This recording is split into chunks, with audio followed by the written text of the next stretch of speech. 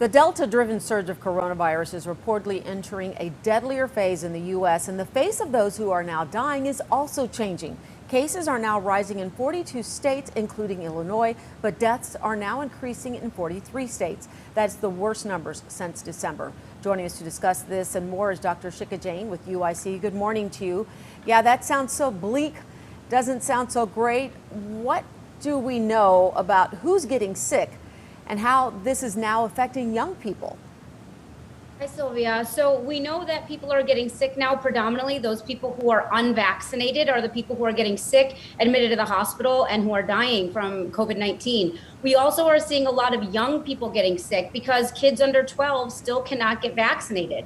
We're also seeing a lot of people who are in the hospital and sick in their 30s and 40s now, because that's a large part of the population that is not vaccinated yet. So those are the people we're really seeing get very sick right now. So now that we are seeing this cases going up, is it time for us to rethink what we've been doing? Time to recreate that bubble that we used to be in and stop doing unnecessary travel, even though we might be vaccinated?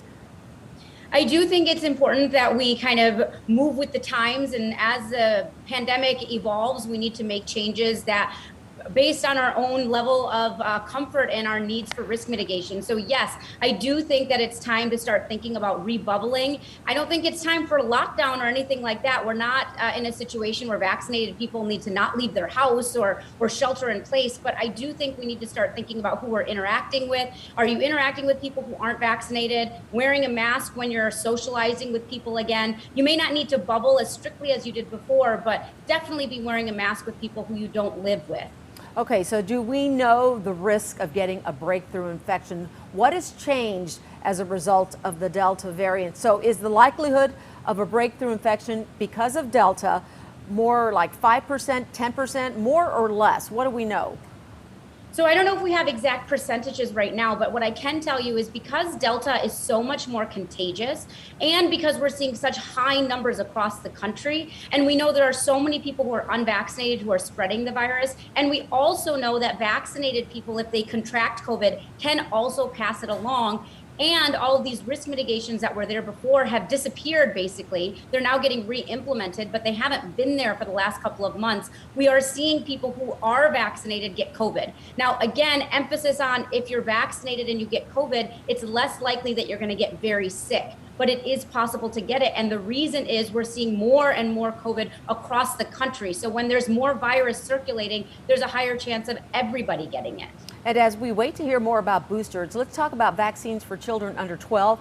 Now that Pfizer has gotten FDA approval for the group above that, how long before it's finally approved for that age group of 12 and under? Well, the question of the day is, when can kids get vaccinated? And there's been a lot of discussion as to whether it might be this fall. Dr. Collins came out a few days ago saying it might not be until the winter. So I think there's a lot of hope that it'll be sooner rather than later with kids back in school. But I'm hopeful that it'll be end of 2021 that we'll start to see kids under the age of 12 be able to get vaccinated. Okay, and there are reports that nationally child cases have more than quadrupled just in the past month. So what is driving this increase?